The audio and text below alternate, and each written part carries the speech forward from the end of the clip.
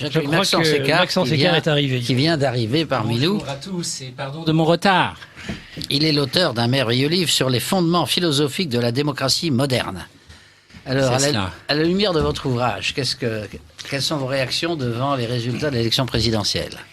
Alors tout d'abord, ce que je voudrais dire à nos auditeurs, c'est que je suis stupéfait. Stupéfait puisque au début de cette campagne, je crois que une grande partie de nos concitoyens étaient d'accord pour tourner la page de François Hollande et du socialisme. Et aujourd'hui, nous nous retrouvons avec un clone de François Hollande. C'est quand même un paradoxe tout à fait remarquable et inattendu. Je pense qu'il était inattendu de beaucoup. Oui. Alors, comment l'expliquer ? Ce paradoxe, vous l'imputez, Maxence Écart, à quoi, finalement ? Eh bien, justement, je pense que il me semble que nous n'avons jamais eu une campagne aussi idéologique que celle à laquelle nous avons assisté. Et je pense que c'est l'idéologie qui explique ce paradoxe. Alors, on va pas rester sur des grands mots, mais le frère Thierry nous disait tout à l'heure, nous parlait des valeurs de la République, et donc qui dit valeur dit idéologie. Et il me semble que cette campagne qui est hors norme a chopé dès le début sur des questions idéologiques. Et quand je dis dès le début, ça ne commence pas à la campagne officielle. Je pense que ça remonte très loin. Et dans tous les partis. Puisque, quelque part, allons de droite à gauche, si j'ose dire. Et si je commence le plus à droite, la politique qui a été menée au Front National depuis plusieurs années maintenant, au nom de ce concept de dédiabolisation, a consisté à une sorte, j'utilise un terme un peu lourd, mais qu'il faut prendre au premier degré, une sorte d'épuration de tous les éléments qui étaient censés représenter le vieux Front National.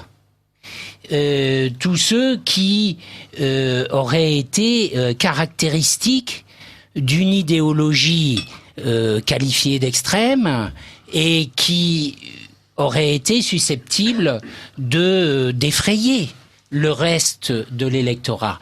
Eh bien, ça, c'est une démarche qui était très idéologique et qui a été menée, d'après ce qu'on a pu lire dans la presse, de façon extrêmement systématique, si vous voulez, dans ce parti.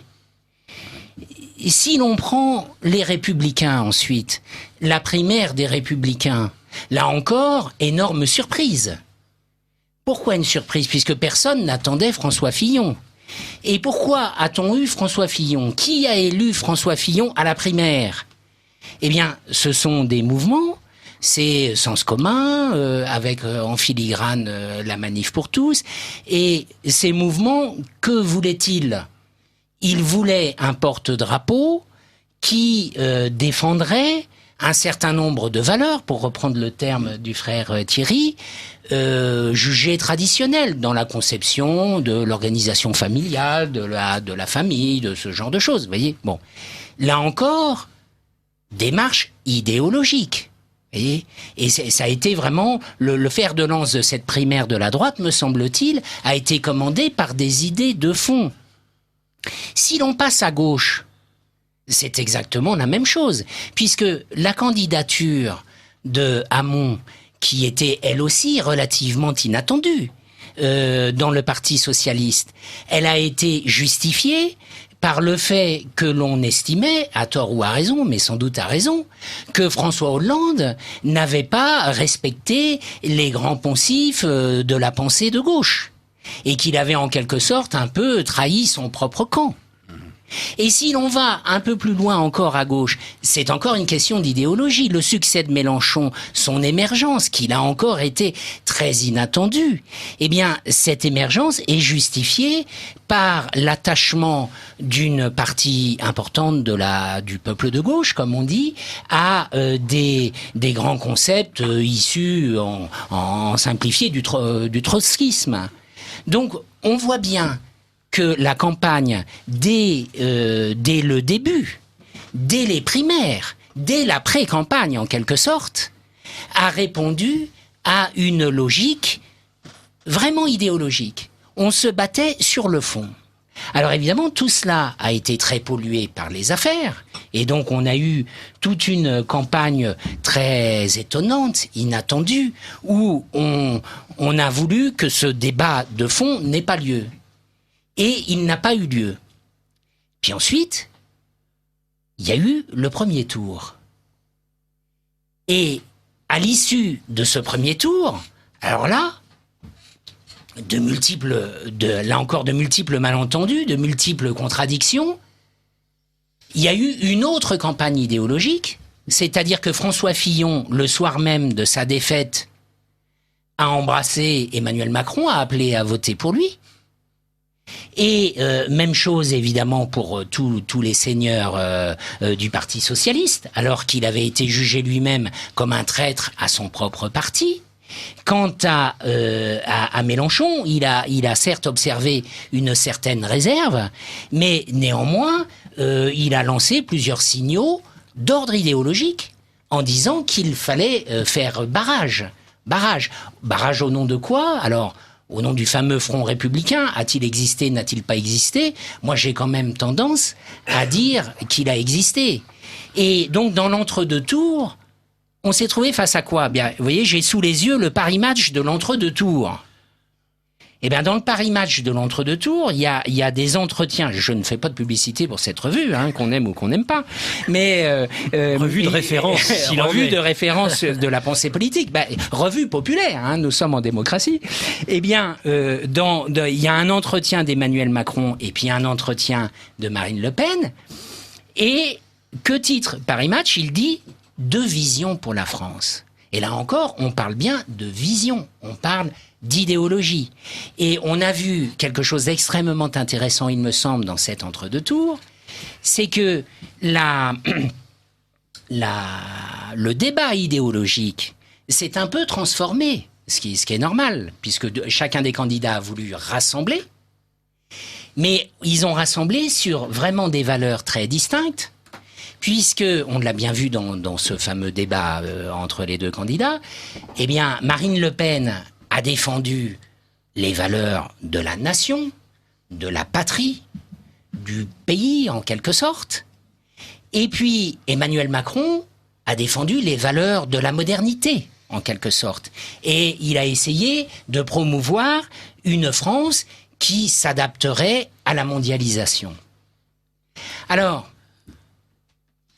moi je voudrais, avant d'essayer de vous donner quelques clés d'explication qui sont les miennes, je voudrais relever à nouveau les malentendus et les contradictions. Puisque, d'une part, Marine Le Pen, depuis 5 ans, s'évertue à dire qu'elle est un parti comme les autres. Elle multiplie les professions de foi républicaines.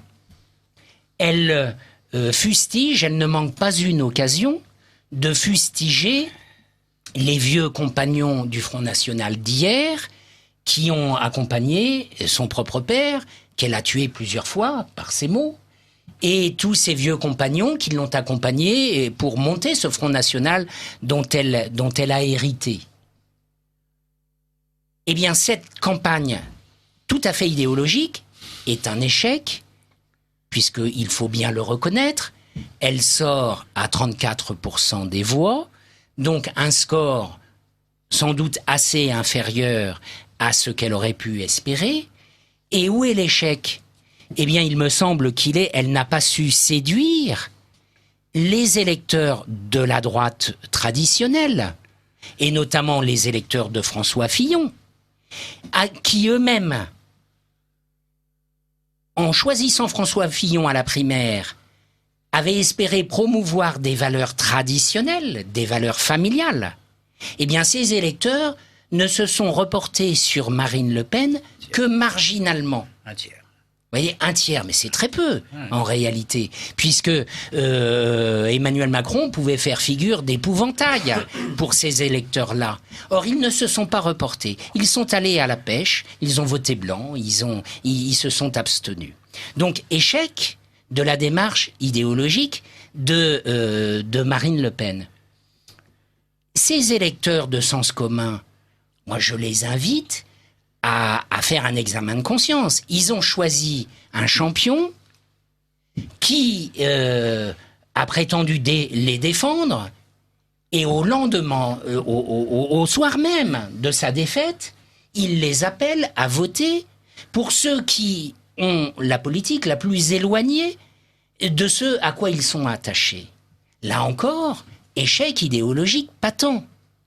Je passerai sur le cas Hamon, parce qu'il n'y a pas grand-chose à en dire, son discours intéresse peu de monde, mais je dirais que les mélenchonistes, qui eux se rendent bien compte que cette mondialisation sauvage a un coût social extrêmement important, et qui cherchent à promouvoir des valeurs de la gauche, mais qui paraissent aujourd'hui en quelque sorte surannées, qui paraissent complètement désuètes, eh bien, eux aussi, échec idéologique.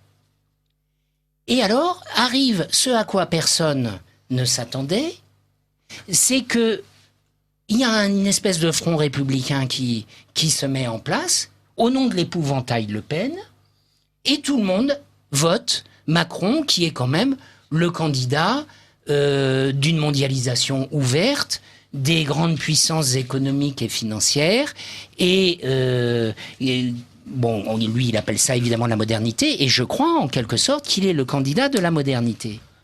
Alors pourquoi est-ce que je pense que ce résultat est en réalité parfaitement cohérent et normal ?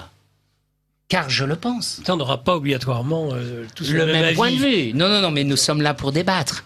Mais je pense en réalité que ce résultat est extrêmement cohérent. Pourquoi ? Parce que tous ces candidats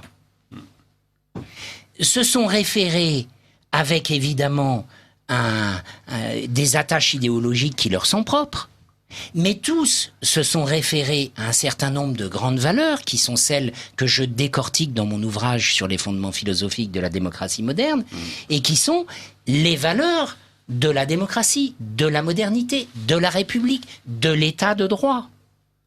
Et ces valeurs, personne, à aucun moment, ne les a remises en cause, à tort ou à raison. Mais je n'ai entendu aucun des candidats de cette élection présidentielle dire « mais il y a peut-être d'autres valeurs », par exemple. Vous voyez, que ces valeurs de la démocratie.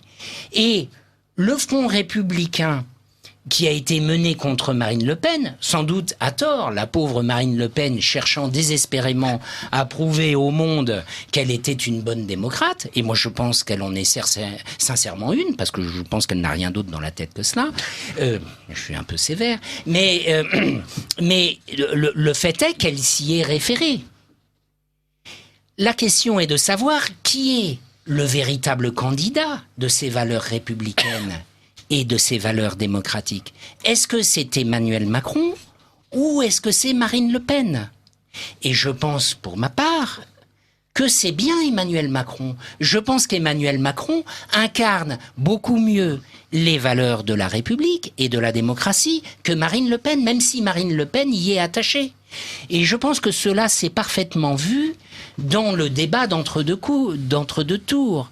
Lorsque Marine Le Pen essaie de développer une idée de la nation, une idée des frontières, une idée de tout cela, ce ne sont pas là des valeurs véritablement démocratiques aujourd'hui, dans un monde qui se rétrécit, dans un monde ouvert où les frontières disparaissent.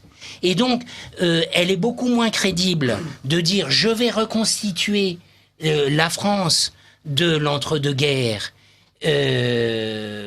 qui défendait ses frontières, ses industries, ses paysans et tout cela, qu'Emmanuel Macron qui nous dit mais pas du tout, moi aussi je défends la France, moi aussi je vais au Puy du Fou pour voir l'anneau de Jeanne d'Arc, mais il n'empêche que je suis pour les nouvelles technologies, je suis soutenu par Xavier Niel et je suis pour la modernité et je suis pour une France conquérante dans la mondialisation. Alors, et je ne veux pas monopoliser ce micro, mais pour revenir au début de mon propos et à cet article de Paris Match, il y a quelque chose qui est très intéressant dans ce petit article de Paris Match. Je fais pas de la publicité puisque c'est un numéro qui est échu. C'est pas le numéro de cette semaine. Mais dans cet article de Paris Match, il y a quelque chose qui est tout à fait intéressant. C'est que Emmanuel Macron et Marine Le Pen ont une valeur commune. Ils ont au moins un auteur de référence commun. Ils se réfèrent tous les deux au général de Gaulle. Et cela me semble tout à fait remarquable. Pourquoi se réfèrent-ils donc au général de Gaulle ? Parce que précisément, le général de Gaulle, c'est un homme qui, à sa manière, a su marier, après la Seconde Guerre mondiale, la France traditionnelle, la France du maréchal Pétain, si j'ose dire, avec un certain nombre de valeurs modernes et républicaines. Et donc, je pense que pour cette raison, il a fait quelque part, que nos auditeurs me pardonnent, mais il a fait une sorte de grand écart. Et aujourd'hui, tant Macron que Marine Le Pen tentent de refaire ce tour de force, de dire je vais prôner une France traditionnelle, une France qui respecte notre langue, nos familles, notre histoire, avec une modernité heureuse et bien vécue, voyez, et avec les valeurs de la République. Si je devais résumer la doctrine du général de Gaulle, je dirais de Gaulle, c'est quelque part la France traditionnelle qui épouse la philosophie des Lumières. Eh bien, c'est ce grand écart que Emmanuel Macron, de mon point de vue, et Marine Le Pen ont cherché à réaliser. C'est sur ce grand écart que j'invite tous ceux qui sont attachés à une France traditionnelle à réfléchir aujourd'hui. Est-ce que ce grand écart est possible ?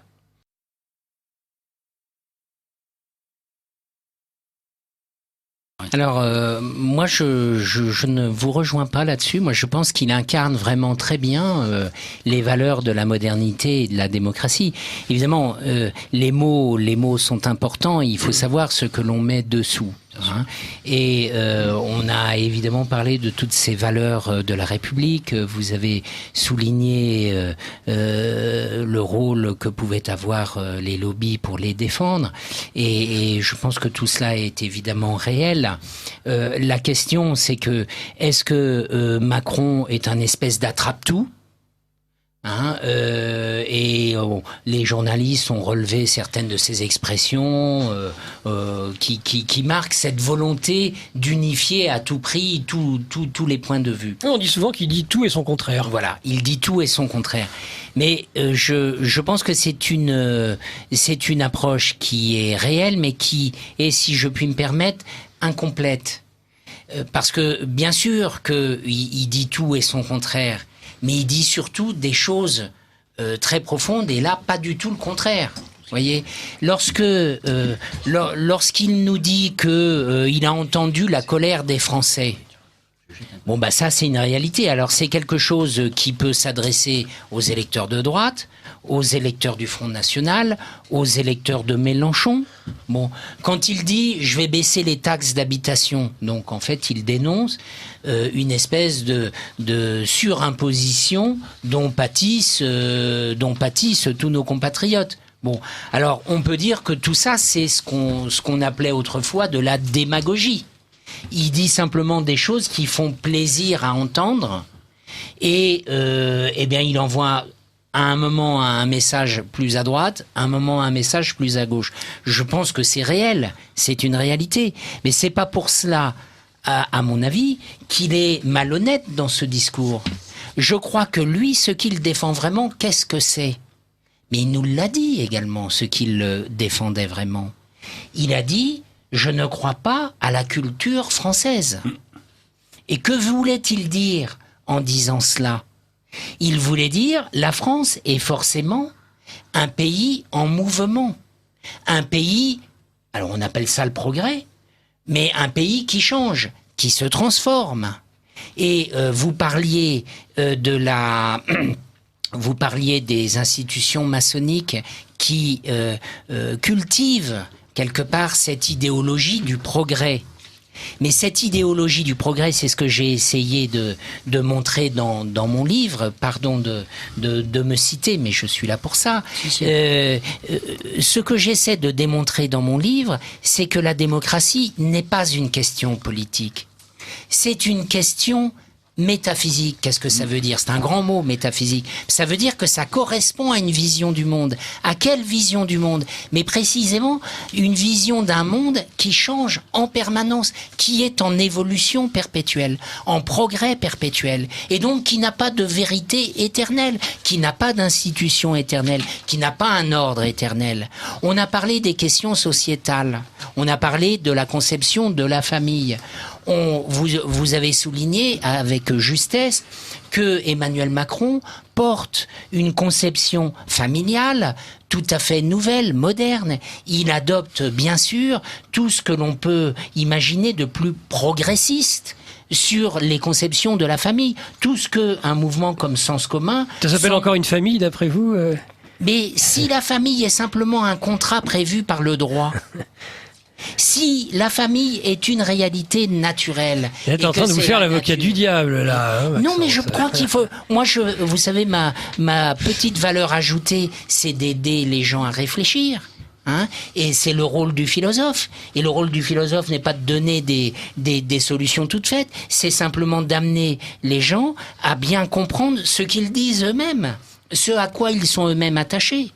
Eh bien, je pense qu'Emmanuel Macron, lorsqu'il dit « il n'y a pas de culture française », il a une affirmation profondément métaphysique. Et je souligne qu'Emmanuel Macron a eu pour maître des gens comme Paul Ricoeur, qui sont des philosophes. C'est quelqu'un qui a une formation philosophique. Donc je pense que lorsqu'Emmanuel Macron dit « j'ai derrière moi les forces du progrès », eh bien, il adhère, il proclame sa foi dans un monde évolutionniste. Voyez, et j'ai essayé de montrer dans mon livre que la démocratie est précisément le régime politique d'un monde darwinien, d'un monde en évolution, que là est sa cohérence. Et donc, il me semble que, bien sûr qu'on peut accuser Emmanuel Macron d'être un attrape-tout, de dire un coup à droite, un coup à gauche, mais ça serait quelque part minimiser la force de son discours. Et moi, je pense qu'il ne faut pas le sous-estimer. Son discours est très cohérent. Et c'est pour ça que je dis que cette élection, elle est parfaitement cohérente. Moi, elle nous a stupéfaits. Moi, elle m'a stupéfait. Je ne m'attendais pas du tout à cela. Mais je pense qu'elle est d'une très grande cohérence. Et c'est pour ça que j'invite tous les perdants, j'allais dire, à faire leur examen de conscience. Parce que Emmanuel Macron pose la bonne problématique de mon point de vue. On verra si l'électorat est cohérent quand même avec les législatives. Alors, pardonnez-moi de citer Monsieur Attali, mais je dirais c'est anecdotique. Oui. Le gouvernement de la France, ça ne sera pas anecdotique. Mais si, je le pense, parce que Monsieur Blot, vous avez souligné l'importance des lobbies. Et je pense que les lobbies sont au travail aujourd'hui, y compris sur ces élections législatives. Et que, eh bien, comme ça se passait peut-être plus dans la 4e République que jusqu'ici dans la 5e République, les alliances sont en train de se nouer, de se discuter. Et donc, je ne crois pas du tout, pour ma part, que nous allons avoir, après les législatives, une France ingouvernable. Parce que, au contraire, le Front républicain, qui, de fait, s'est constitué pour écarter Marine Le Pen, jugée hétérodoxe en termes républicains, eh bien, ce Front républicain va jouer aux législatives et on aura une France parfaitement gouvernable, mais ce sera la France du progrès et de la mondialisation.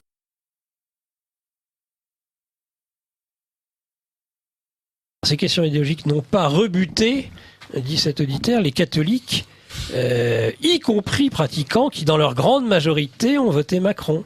Ah. Mais tout à fait, je pense que votre auditeur a parfaitement raison, et cela me semble être un grand paradoxe. que toute l'opinion catholique, ce qu'il en reste dans notre pays, ce qui correspond quand même à une frange non négligeable de la population, qui a su d'ailleurs montrer son existence et une certaine force, y compris dans la rue, au travers de la Manif pour tous, au travers il y a quelques années des manifestations pour l'école libre. Eh bien, cette force politique, aujourd'hui, elle a voté majoritairement pour Macron et à l'appel de son champion. Eh bien, je pense que elle a voté majoritairement, alors que visiblement pour elle, ce sont les choix, ce qu'on appelle sociétaux aujourd'hui, c'est-à-dire qui sont d'ordre non économique, qui sont d'ordre précisément de l'avenir de l'institution familiale, de l'avenir de l'identité nationale. Tous ces choix-là, tels que les porte Emmanuel Macron, sont des choix très opposés à cette opinion catholique. Donc, je crois qu'il faut admettre, reconnaître, avouer que l'opinion catholique aujourd'hui est incohérente. Oui. Et je pense qu'elle est la grande perdante de ces élections. C'est absolument incontestable. Alors qu'elle partait la grande gagnante, avec un Fillon.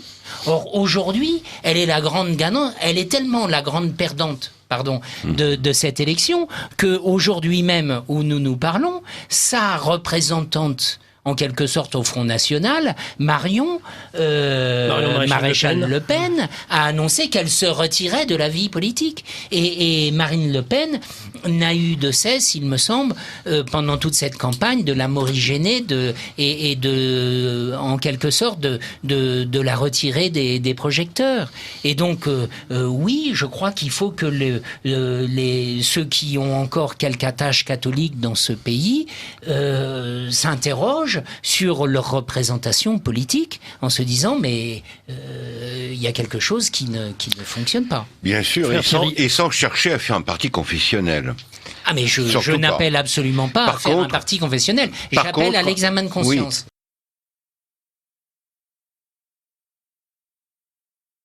Oui. Mais vous avez parfaitement raison.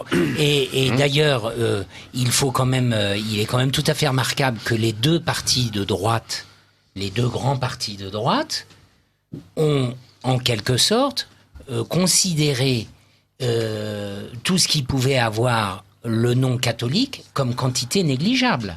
Ça a été le fait de Marine Le Pen qui a multiplié des déclarations à ce titre et j'allais dire qui a peuplé son parti de cadres qui affichait vraiment des choix de société par exemple, non catholiques. Sur des sujets apparemment très loin. Par exemple, le comité Racine au Front National. Donc ce sont des enseignants qui devraient lutter contre l'idéologie régnante dans l'éducation prétendue nationale. Mais on voit que ce sont des laïcistes acharnés. Acharnés, absolument. Et bon, moi-même j'étais autrefois enseignant.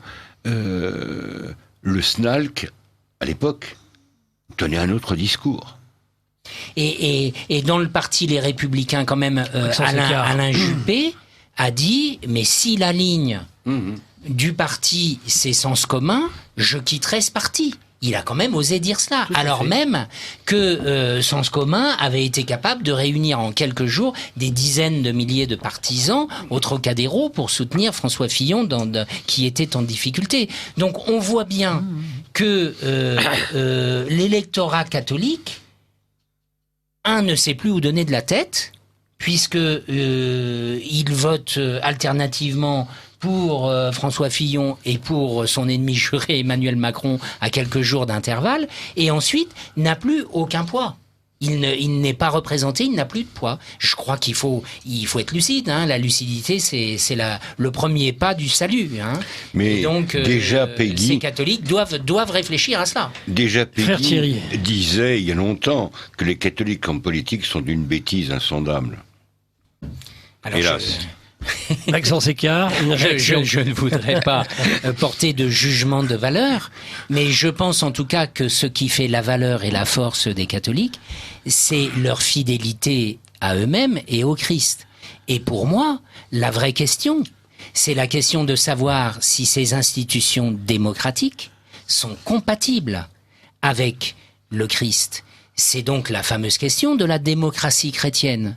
dont je parle dans mon livre, et avec la fameuse démarche de Léon XIII. Vous vous souvenez de l'encyclique Au milieu des sollicitudes en 1882. Donc, est-ce qu'on peut avoir un parti catholique qui se réclamerait du Christ et qui en même temps christianiserait, baptiserait en quelque sorte les institutions issues des Lumières?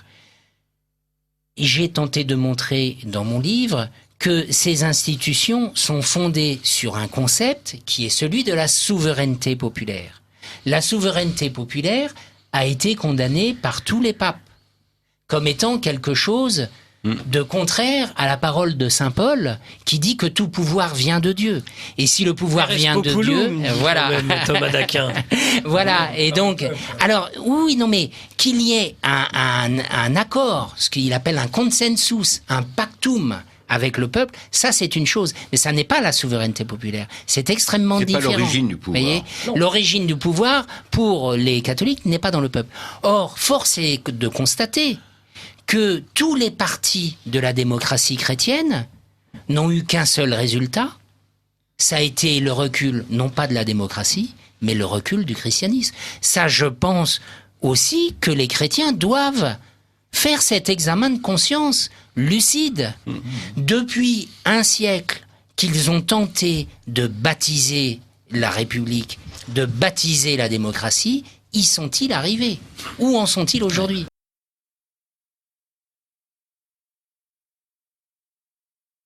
Mais votre auditeur a tout à fait raison, parce qu'en fait, le concept de progrès est un concept assez récent. Et j'ai expliqué dans mon livre qu'il y a donc une métaphysique sous-jacente à la philosophie des Lumières, qui est l'épicurisme. Qu'est-ce que c'est que l'épicurisme? C'est simplement le fait de dire que le monde s'explique par lui-même, qu'on n'a pas besoin de Dieu pour expliquer le monde, et donc qu'il est une sorte de tout autosuffisant, animé de mouvement, on appelle ça la vie, et puis voilà. Et donc le grand livre de l'épicurisme, qui est le De Natura Rerum de Lucrèce, qui était un disciple d'Épicure, explique cela. Alors il n'y a pas véritablement de notion de progrès à l'époque d'Épicure. Et les philosophes des Lumières vont donc tous se nourrir de la philosophie d'Épicure. Alors d'où vient la notion de progrès? Les historiens des idées nous expliquent que cette notion, ils la rattachent en fait un peu à saint Augustin, en disant que saint Augustin expliquait que le corps de l'Église progresse dans l'histoire. L'Église se construit au fur et à mesure de l'histoire. Et en fait, on commence à parler un petit peu de progrès à partir du XVIIe siècle, avec l'essor de ce qu'on appelle aujourd'hui les sciences dures, c'est-à-dire les sciences expérimentales, avec des gens comme Pascal, Descartes, et ce genre de gens commencent à dire on assimile le progrès d'abord au progrès technique, technologique. Et les idéologues du progrès d'aujourd'hui, je vais y revenir, se réclament de ce progrès technique. Et je fais une petite incidente là-dessus, parce que les grands historiens de l'histoire des sciences, des gens comme Pierre Duhem, qui était donc un physicien au début du XXe siècle, qui a écrit une monumentale histoire des sciences, les historiens des sciences disent en fait que le progrès technique ne date pas de l'époque des Lumières, ne date pas du XVIIe siècle, et qu'il doit énormément au Moyen-Âge, figurez-vous, le progrès technique. Mais il n'empêche qu'aujourd'hui, tout le monde vous dit, le progrès, qu'est-ce que c'est? C'est d'avoir des téléphones portables, c'est d'avoir des avions, c'est Internet, c'est cela. Et donc, effectivement, on fait un lien, et Emmanuel Macron lui-même l'a fait. On dit un lien très direct entre la modernité et ce progrès technologique. Il n'est pas le premier à l'avoir fait. Le grand idéologue du progrès, c'est Condorcet. Vous savez, Condorcet, c'est le marquis révolutionnaire qui écrit en l'an 3 de la République, Et il écrit un ouvrage qui fera date et qui s'appelle les tableaux, l'esquisse d'un tableau des progrès de l'esprit humain. Alors il reprend toute l'histoire des hommes et il explique, eh bien, les hommes ont progressé, évidemment, essentiellement sur le plan technique, mais aussi sur le plan idéologique. Voyez ? Et donc, les philosophes des Lumières, Kant, Hegel, vont commencer à faire une philosophie métaphysique du progrès. Et cette métaphysique du progrès, donc Hegel a des pages absolument magnifiques là-dessus, où il explique l'esprit progresse dans l'histoire. Et ce progrès de l'esprit, alors pour lui, il est d'abord politique, il est sociétal. Et ça, Kant le dit explicitement. La nature se déploie dans l'histoire. Et ce déploiement, désormais, est au niveau sociétal. Voyez ? Alors, c'est évidemment un grand sujet d'actualité. On ne peut pas parler de progrès en faisant l'économie de Darwin. Que fait Darwin ? Darwin arrive en nous disant, le progrès, c'est pas une idéologie, c'est pas un concept philosophique, c'est une réalité biologique. Et je le prouve. Je suis allé aux Galapagos, où j'ai observé l'évolution des petits oiseaux, des iguanes et des coquillages. J'ai fait des collections de coquillages et je vous prouve que le progrès est une réalité biologique. Alors je souligne là encore, puisque c'est mon apport de faire l'histoire des idées, que Darwin n'est pas du tout le premier à avoir dit cela. Et vous avez une idéologie du transformisme qui date de la fin du XVIe siècle. Et les linguistes, notamment. Il y a eu les linguistes. Dont Darwin s'est inspiré. Voilà, mais vous avez quelqu'un comme Vanini, qui est un homme assez peu connu, qui en 1610... écrit un livre sur les secrets de la nature où il nous dit mais les hommes sont la production de la semence des guenons et des singes. Donc vous voyez, il avait déjà une idéologie du progrès biologique. Vous avez quelqu'un comme Diderot, un des grands maîtres des Lumières, vous voyez. Eh bien, dans son ouvrage qui s'appelle Le rêve de d'Alembert, il explique que le monde est en progrès, que les espèces se transforment. Et d'ailleurs, il appelle à une transformation proactive des espèces. Il propose, par exemple, que les hommes s'accouplent aux chèvres. Car, dit-il, on produirait une race de comment appelle-t-il ça, de chèvre-pied. Mais ça se fait au Proche-Orient, je crois. C'est possible, mais en tout cas, on produirait des êtres qui seraient mi-chèvre, mi-homme, et qui feraient, dit-il, d'excellents domestiques. Vous voyez, on n'est pas loin de l'eugénisme, là. Ce sont des choses affreuses que nous propose Diderot. Mais c'est dans Diderot. Et donc Diderot était transformiste. Alors qu'est-ce qu'a fait Darwin ? Eh bien, Darwin, il a fait simplement que poser un sceau scientifique sur cette idéologie du progrès qu'avait décrite Condorcet. Et alors évidemment, aujourd'hui, tout le monde se réclame de cette idéologie du progrès. Et vous avez des gens comme Teilhard de Chardin qui expliquent que après le monde a d'abord été minéral, puis il y a une biosphère, et aujourd'hui on est dans la noosphère. Qu'est-ce que c'est que la noosphère ? C'est le royaume de l'esprit. Et donc on va, dit-il, vers l'oméga de l'humanité. L'oméga de l'humanité, c'est magnifique, vous voyez, ce sont de beaux concepts. Teilhard de Chardin, je vous le rappelle, était lu par toutes nos grands-mères. Il a eu une influence absolument majeure dans les années 50, 60 et jusqu'en les années 70 pour faire changer l'opinion catholique. Et aujourd'hui, vous avez des gens comme Luc Ferry, qui est donc un philosophe officiel de la République, qui nous explique, le progrès, quel est-il ? Eh bien, c'est ce qu'il appelle la divinisation de l'humain et l'humanisation du divin. Qu'est-ce que c'est que l'humanisation du divin ? Eh bien, ça consiste à dire que la religion, il faut passer au-delà des différences religieuses historiques entre le catholicisme, le protestantisme, le judaïsme, l'islam. Tout ça, ce sont des scories historiques. Et la religion, il faut aller à ce que Kant appelait la foi rationnelle, qui est sous-jacente à toutes les religions. Et c'est en faisant cela, dit-il, qu'on pourra mettre en valeur ce qu'il appelle les valeurs hors du monde, par exemple l'amour, qui est une valeur hors du monde. Pourquoi ? Parce que l'amour, c'est pas écrit dans l'ADN. Le fait de donner à manger à son voisin qui a faim, c'est pas écrit dans l'ADN. Donc c'est ce qu'il appelle une valeur hors du monde. C'est ce qu'il appelle la divinisation de l'humain. Donc vous voyez que dans un monde en progrès, vers la noosphère, eh bien Luc Ferry, qui est un kantien patenté, écrit des livres sur l'amour prôné par saint Paul. Alors il est évident que lorsque Emmanuel Macron intitule son mouvement En Marche, c'est évidemment pour reprendre les initiales d'Emmanuel Macron. Mais ça serait lui faire un mauvais procès de limiter son mouvement à cela. Un mouvement en marche, c'est en marche vers quoi ? Mais précisément, c'est une marche sans but. La République en marche maintenant. La République en marche. Qu'est-ce que ça veut dire ? Ça veut dire que l'humanité qui est en progrès dans l'histoire, progrès non seulement biologique, mais progrès sociétal, va continuer ce progrès. Et quel est le rôle de la République ? C'est de garantir que ce progrès va continuer. Et comment le progrès peut-il continuer ? Précisément en préservant la liberté de mouvement. Et là, je rejoins le mondialisme. Qu'est-ce que c'est que le mondialisme ? C'est le fait de favoriser le brassage. Et là, vous avez évidemment de très belles pages de Hegel là-dessus, où Hegel explique, mais il faut détruire l'ordre ancien pour le reconstruire. Et ce qu'il faut favoriser, c'est le mouvement. Donc le brassage, le mélange, le multiculturalisme est essentiel au progrès de l'humanité.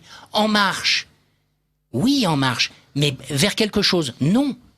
En marche vers la liberté. C'est le progrès pour le progrès. Il ne faut pas oublier que Frère Thierry Macron a fait un DEA sur Hegel, justement. Eh bien voilà, je ne le savais pas, mais je ne suis pas du tout étonné. Et pas du tout étonné. En réalité, Macron a, me semble-t-il, un discours très imprégné de philosophie. Oui. Et donc, il ne faut pas négliger les signaux qu'il donne et qui me semblent très forts, et très forts, enfin, au sens électronique du terme. Et ce sont des signaux pour, effectivement, un progrès évolutionniste, une vision évolutionniste du monde.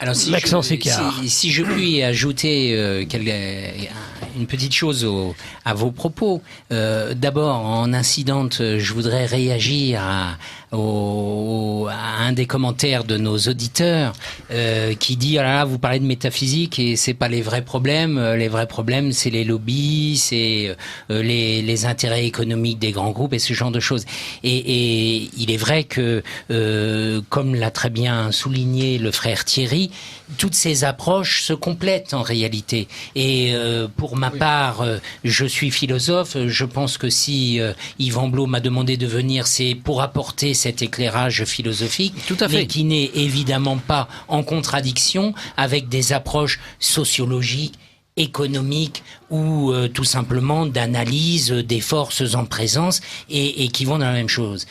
Mais je reste convaincu que ce sont les idées qui mènent le monde et j'espère avoir fait avancer la réflexion de nos auditeurs sur ce point. Là où je voudrais compléter les propos les plus récents, le frère Thierry nous disait « Ah là là, dans la Seine-Saint-Denis, ça n'est plus la France en quelque sorte ».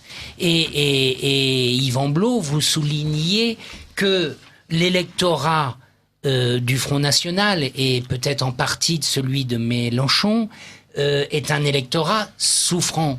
Un électorat, c'est ceux qu'on a appelés les perdants de la mondialisation. Et je crois qu'il y a un ouvrage qui est paru il y a quelques mois sur la France périphérique.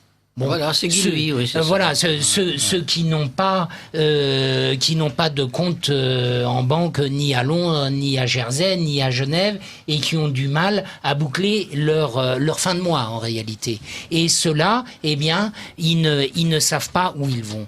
Je voudrais revenir à nouveau sur la caractéristique pour moi très importante de cette élection, à savoir le taux d'abstention et de vote nul, qui est quand même historiquement très très élevé.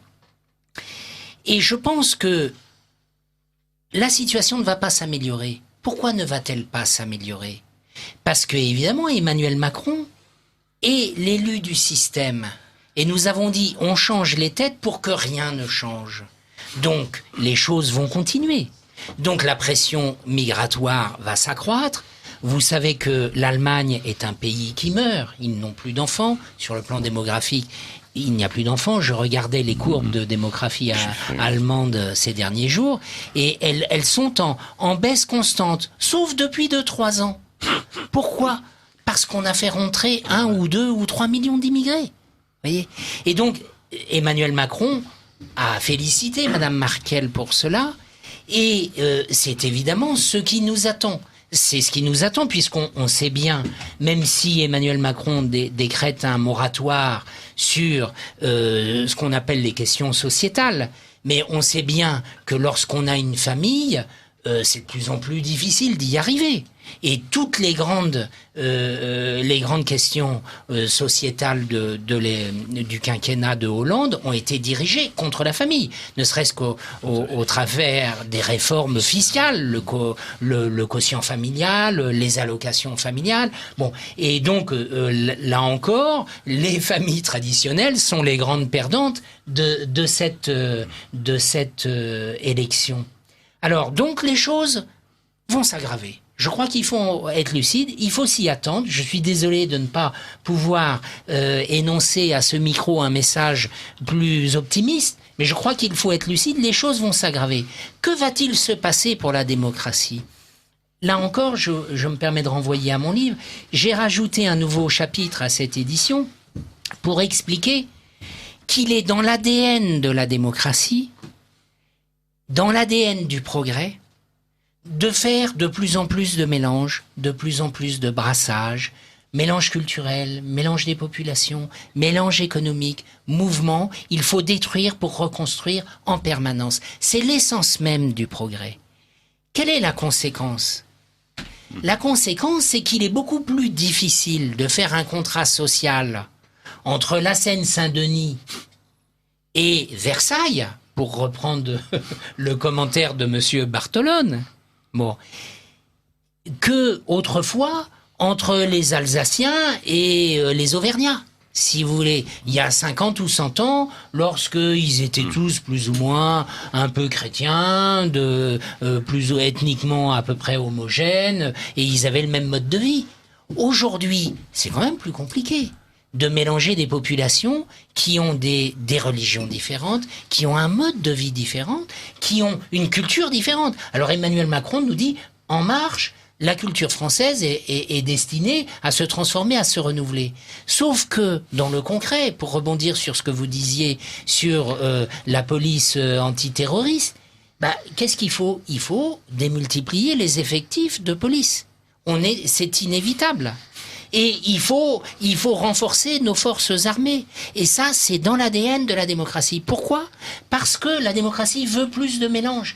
Et plus il y a de mélange, plus le contrat social est difficile, plus la paix sociale est difficile.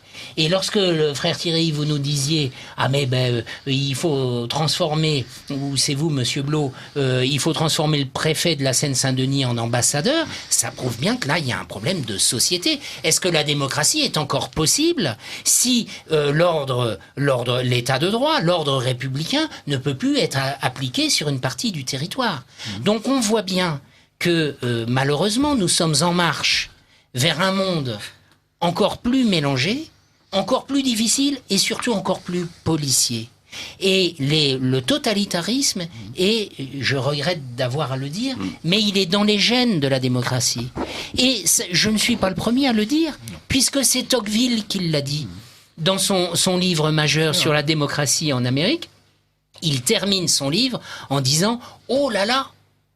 La démocratie peut très facilement se transformer en totalitarisme. Et c'est ce qu'il observe en Amérique, en disant si vous n'êtes pas d'accord, eh bien vous serez exclu, tout simplement. J'aimerais que... juste parce que je ne sais pas si tout le monde est d'accord sur ce point, et Yvan Blot, Bon, quand même, il y a une alternative, parce que dire que la démocratie, c'est nécessairement l'apologie du mélange, du brassage. Moi, je serais plutôt d'avis que c'est pas la démocratie, c'est que c'est une mutation de la démocratie qui est la négation des limites. Et ça, c'est le cosmopolitisme. Et ça, c'est pas la démocratie. On ne peut pas, à mon avis, réduire la démocratie à un cosmopolitisme qui lui est la négation de toute limite. Ce qui n'est pas le cas nécessairement de la démocratie. Il peut y avoir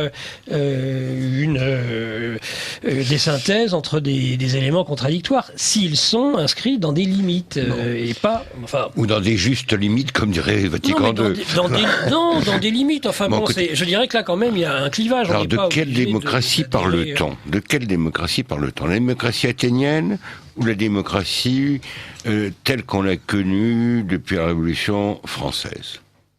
Je vous rappellerai que lors de la Révolution française, nombreux, c'est relatif, quelques étrangers ont participé aux événements révolutionnaires. Et ça préfigure ce que l'on voit aujourd'hui. Alors, vous parliez de démocratie athénienne. J'ai fait toute une étude sur l'histoire de la démocratie athénienne. Et cette histoire est extrêmement intéressante, si vous voulez. D'abord, il faut savoir que cette histoire nous est extrêmement bien connue. Puisque nous avons énormément de témoignages d'historiens qui décrivent en détail la manière dont ça s'est passé. Il faut savoir que la démocratie athénienne, d'abord, elle était très différente de la nôtre. Et puis après, elle était très très proche de la nôtre. Alors elle était très différente puisqu'elle ne comportait que les citoyens d'Athènes. Et à l'époque, à Athènes, il y avait 400 000 habitants. Et sur les 400 000 habitants, il n'y avait qu'une vingtaine de milliers de citoyens. Et donc seuls 20 000 citoyens faisaient la politique athénienne. Donc c'est quand même assez différent. Les autres, c'était soit des esclaves, soit des métèques, c'est-à-dire des étrangers établis à Athènes. Ils n'avaient pas le droit de vote, ils ne participaient pas aux décisions. Donc c'est quand même très différent de ce que nous vivons aujourd'hui, où je pense que... Non, mais on parle de l'essence de la démocratie. Mais c'est l'essence de la démocratie, c'est quand même, ça a été inventé en Grèce, la démocratie. Oui, non mais d'accord, mais... Bon, alors, après, si vous étudiez la manière dont ça a fonctionné, ça a très mal fonctionné. Ça a duré 150 ans. Ça s'est très mal terminé parce que le peuple prenait de très mauvaises décisions. La décision de la guerre du Péloponnèse, elle a été prise par le peuple. Et Thucydide raconte tout cela très bien.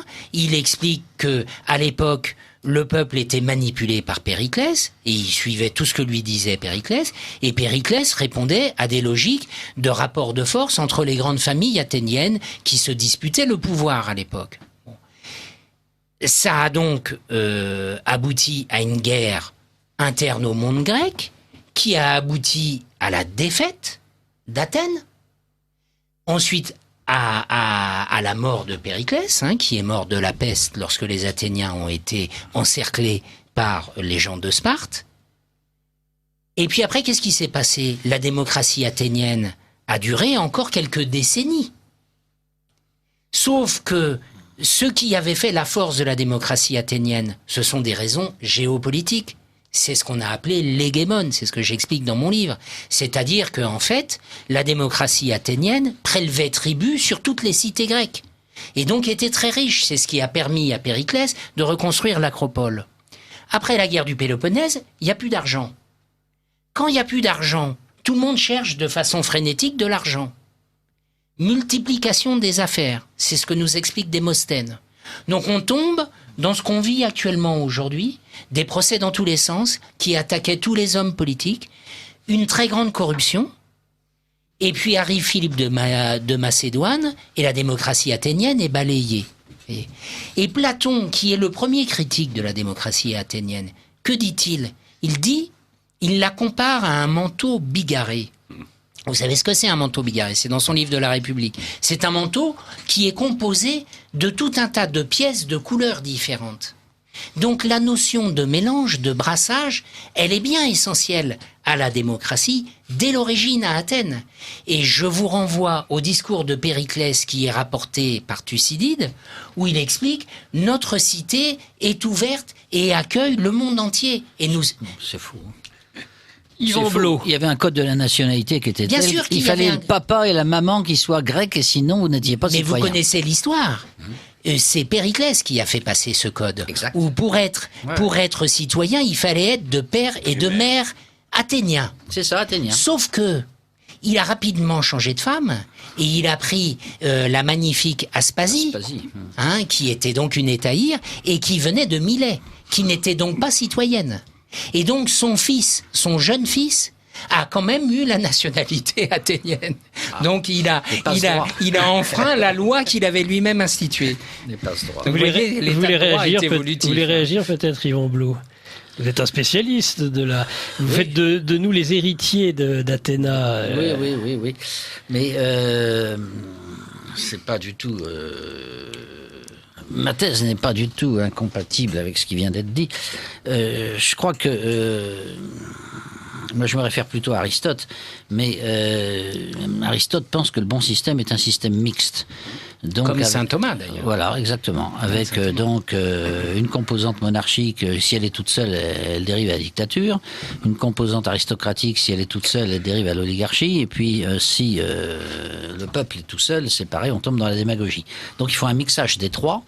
Et le mixage des trois, lorsqu'il est réalisé, effectivement, donne un système qui est à peu près stable, qui peut durer assez longtemps et qui donne des résultats intéressants. Alors, ce système mixte, vous l'avez dans certaines démocraties récentes, modernes, notamment en Suisse, parce qu'en Suisse, vous avez bien sûr les décisions du peuple, mais vous avez quand même une assemblée qui est un organisme aristocratique, si je puis dire, parce que pour entrer dans l'assemblée suisse, il vaut mieux être chef d'entreprise quand même, ça aide. Donc, comme aux États-Unis d'ailleurs, il vaut mieux être chef d'entreprise. Donc, il y a une aristocratie, il y a un peuple qui donne ses avis avec les référendums. Et alors, ce qu'il n'y a pas simplement en Suisse, il y a un conseil fédéral, c'est-à-dire il n'y a pas effectivement un roi. Il y a un roi à 7 têtes. Bon, c'est un peu particulier. Mais au Liechtenstein, par contre, il y a un prince, que je connais bien d'ailleurs, et le prince, lui, est très content de son système de démocratie directe, parce qu'il me dit, vous savez, souvent, les parlementaires, ils défendent des intérêts partiels, des groupes de pression. Et donc, si vous n'avez que le Parlement en face de vous, évidemment, les groupes de pression triomphent. C'est ce qui se passe dans votre pays, la France. Tandis que chez moi, une loi qui est votée par le Parlement peut être contestée par le peuple, avec une pétition, mais peut être contestée par le prince, c'est-à-dire moi-même. J'ai un droit de veto. Et alors, si j'ai un droit de veto, je bloque le système. À ce moment-là, la loi n'est pas adoptée. Et si le conflit, alors on essaie de négocier. Bon, si on arrive à se mettre d'accord, on se met d'accord. Si on n'arrive pas à négocier, à ce moment-là, c'est un référendum qui va départager le roi, le prince en l'occurrence, et puis les parlementaires. Or, ce que je constate depuis que je suis là, et mon père c'était pareil, c'est que le peuple donne toujours raison au prince, mais systématiquement. Donc à chaque fois, d'ailleurs récemment, il y a eu même un référendum sur l'avortement. Par exemple, le prince était contre, et finalement, l'avortement est toujours interdit au Liechtenstein. Mais votre frère Thierry, c'est un système mixte. Ce qui est remarquable, que le prince a augmenté en quelque sorte ses pouvoirs réels grâce à l'Europe, qui lui reprochait d'être un affreux vestige du Saint-Empire romain germanique.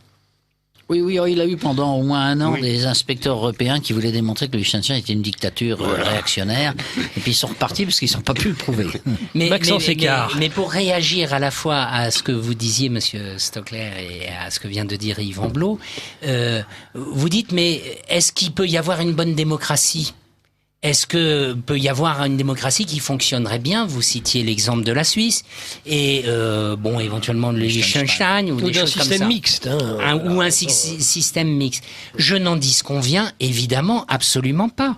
Et bien évidemment, tous les philosophes, y compris les plus traditionnels, je pense à saint Thomas d'Aquin, considèrent que tous les gouvernements sont possibles et peuvent être bons. C'est d'ailleurs ce que disait Léon XIII lui-même dans son encyclique Au milieu des sollicitudes. Ce que je veux souligner, et vos exemples sont patents, parce que vous parlez de quoi? De la Suisse, qui est quand même un petit pays, 8 millions d'habitants. Le Liechtenstein, c'est encore plus petit, voyez. Et donc, vous avez l'Italie quand même, qui a une démocratie semi-directe. Si, il y a des référendums d'initiative populaire chaque année. Dire que l'Italie fonctionne bien, dire je suis pas tout à fait certain du diagnostic, mes amis italiens ne seront peut-être pas de cet avis. Puis vous avez l'Allemagne, et puis vous avez aussi la Californie, enfin 26 États américains, les États de la côte ouest, qui sont ceux qui fonctionnent le mieux.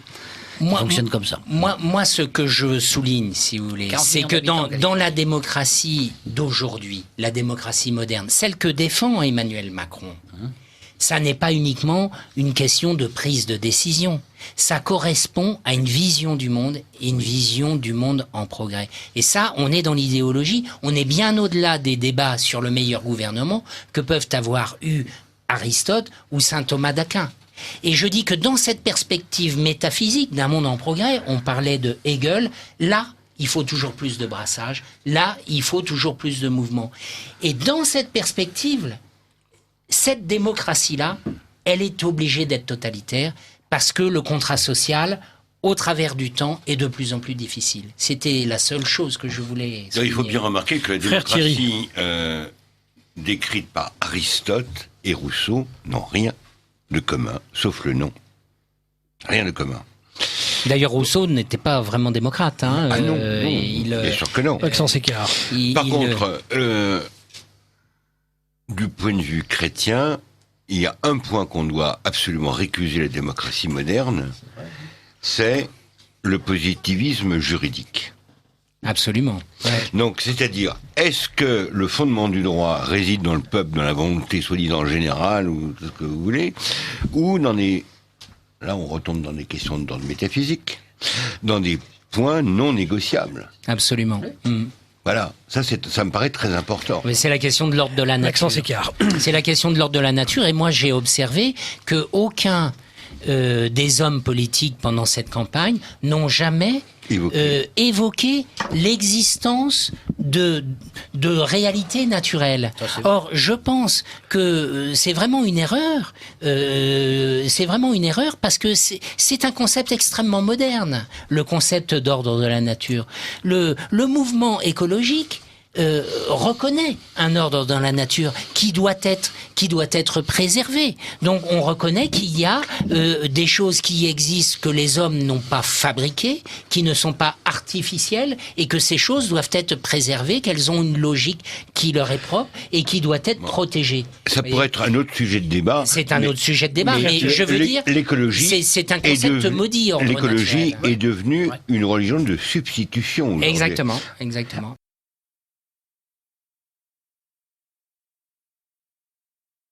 Et ça, c'est une rupture de démocratie, en fait, parce que on voit bien que, au travers de ce pourcentage, ceux qui ont voté en Seine-Saint-Denis, en fait, ont eu un vote sans doute communautaire. C'est-à-dire qu'ils voulaient défendre leur identité. Et ils ont estimé que Emmanuel Macron, défendrait mieux leur identité que Marine Le Pen. Donc, c'est quelque part... ils adhèrent à ce système démocratique par défaut pour préserver leur identité naturelle. Et donc ça, c'est quelque part une contradiction potentielle de la démocratie elle-même et un danger. Et c'est pour ça que je dis, il faut multiplier les effectifs policiers en Seine-Saint-Denis.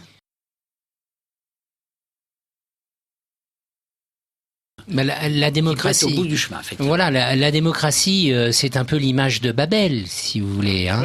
Et l'image de Babel, l'histoire de Babel, c'est quand même quelque chose qui se termine mal. Hein, on réunit tout le monde pour essayer de faire une tour qui monte jusqu'au ciel, et puis au bout d'un moment, ça s'écroule. C'est ça le premier danger de la démocratie. Et je pense que beaucoup de penseurs, et même favorables à la démocratie, sont conscients de cela. Et je pense qu'ils sont beaucoup plus préoccupés en réalité par le taux d'abstention et de blancs que par les 34% de Marine Le Pen.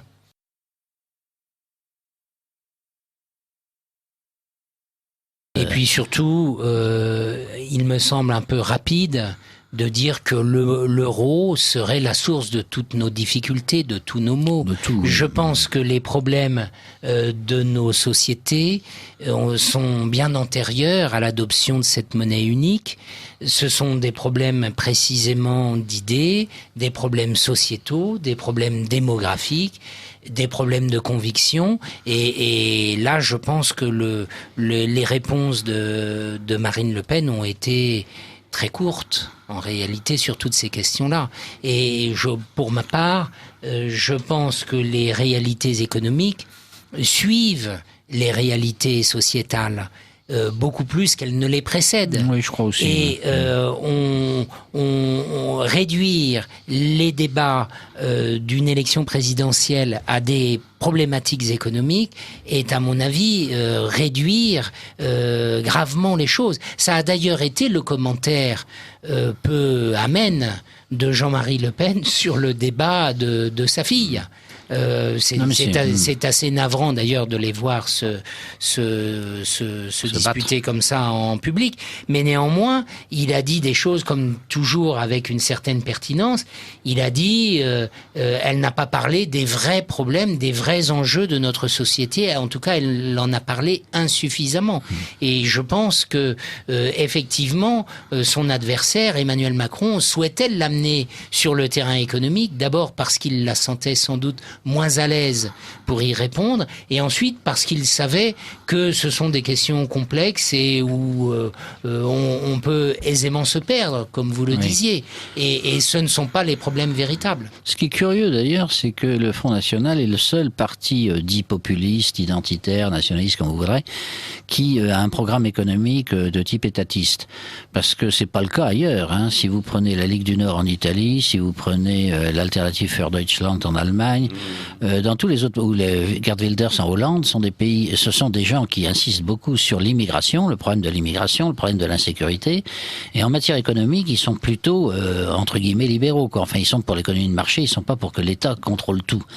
Donc le Front National est vraiment très original de ce point de vue-là, mais je suis pas sûr qu'il en tire les dividendes sur le plan électoral. Mais je pense que c'est le résultat de la ligne de monsieur Philippot, qui souhaitait avoir un discours beaucoup plus socialiste pour tenter d'attraper les voix des classes populaires.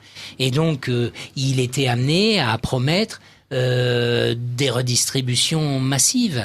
Et pour que cela fonctionne, il était amené à remettre en cause un ordre libéral qui aujourd'hui prévaut partout dans les pays développés. Alors, moi, il me semble, si on veut commenter un petit peu cet aspect économique des programmes, je pense que Marine Le Pen, si elle avait vraiment voulu défendre le concept de nation, de patrie, sur ces questions économiques, aurait pu s'en tenir à changer, je dirais, la carte mère de l'économie. Or, la carte mère de l'économie aujourd'hui, c'est une carte mère, si j'ose dire, vous savez, c'est le concept informatique, de dire, dans tout ordinateur, il y a une espèce de programme de noyau, de programme de départ, sur lequel tout se bâtit. Aujourd'hui, la carte mère de l'économie moderne, c'est une carte mère mondialiste, puisqu'on nous explique que faire tomber les frontières, ouvrir les pays à tous les mouvements, ça produit des richesses. Et en fait, et on nous promet le bonheur. C'est la grande promesse des Lumières, en fait, de dire « vous serez tous riches et heureux ». En réalité, 200 ans après cette idéologie des Lumières, on cherche ce bonheur. Et toutes les classes et toutes les populations souffrantes que vous évoquiez tout à l'heure sont là pour nous dire, écoutez, nous ne sommes pas gagnants de ces idéologies, de cette mondialisation. Ce libéralisme, le nombre de grandes fortunes augmente tous les jours, mais les classes moyennes sont paupérisées, c'est une réalité. Les classes les plus démunies le sont toujours un peu plus et ne subsistent que par des subsides de l'État. Et c'était le cas pour un petit clin d'œil à Périclès. Vous savez que dans la démocratie athénienne, en fait, Périclès payait les citoyens pour avoir leur adhésion. Il les payait parce qu'on appelait le mistos ecclesiasticos, qui était une sorte de contribution à l'activité politique, qui faisait vivre des milliers, non seulement de fonctionnaires, mais même de citoyens. Donc aujourd'hui, c'est la même chose. On achète les votes par des redistributions. Il me semble qu'il aurait été plus opportun, si Marine Le Pen avait voulu marquer son auditoire, de dire « moi, je vais changer la carte mère ». Quand je dis que je veux une autre mondialisation, je veux une autre modernité, eh bien, je pense qu'il faut tout simplement, et sans forcément donner le détail de comment elle y arriverait, je veux rétablir le principe, alors elle le dit, remarquez, hein, de souveraineté nationale, de préférence nationale, de production nationale. On a très peu parlé de dire il faut produire dans notre pays ce dont le peuple a besoin. Tout simplement. Et il faut aussi des emplois non qualifiés. Il n'y a pas de raison que tous les emplois non qualifiés soient uniquement dans les pays émergents. Parce qu'évidemment, il y a inévitablement des problèmes de chômage après dans nos pays où il y a des gens, malheureusement, qui ne sont pas qualifiés. Et puis, elle aurait dû insister, il me semble, sur les questions démographiques. La démographie, c'est quand même le premier moteur de la croissance dans toutes les sociétés depuis toujours. C'est même le moteur le plus naturel de la croissance, la démographie. Or, aujourd'hui, la France, qui avait jusqu'ici une démographie un peu plus dynamique que les autres pays développés, eh bien, avec la politique de François Hollande, la politique anti-famille, il faut bien le dire, qu'ont mené les socialistes, eh bien, le petit avantage de la natalité française, qui sans doute est dû à la natalité de l'immigration, mais pas seulement, ce petit avantage risque de disparaître. Et ça, c'est un problème non seulement sociétal, mais c'est un problème économique majeur.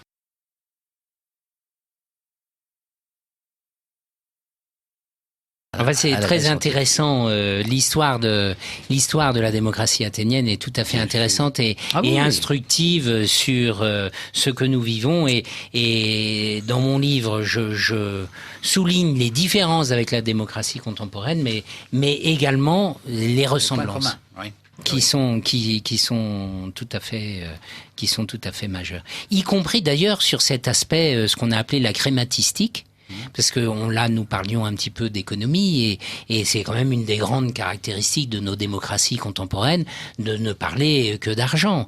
Et aujourd'hui, on sait, on en parlait tout à l'heure, le concept d'égalité, c'est l'égalité est réalisée par les redistributions monétaires par l'État. Donc on voit bien que les circuits d'argent sont les circuits nerveux de notre démocratie. Eh bien ça a existé dans la dernière démocratie à Athènes et qui a chopé face à la poigne et à la fougue guerrière de Philippe de Macédoine. Oui.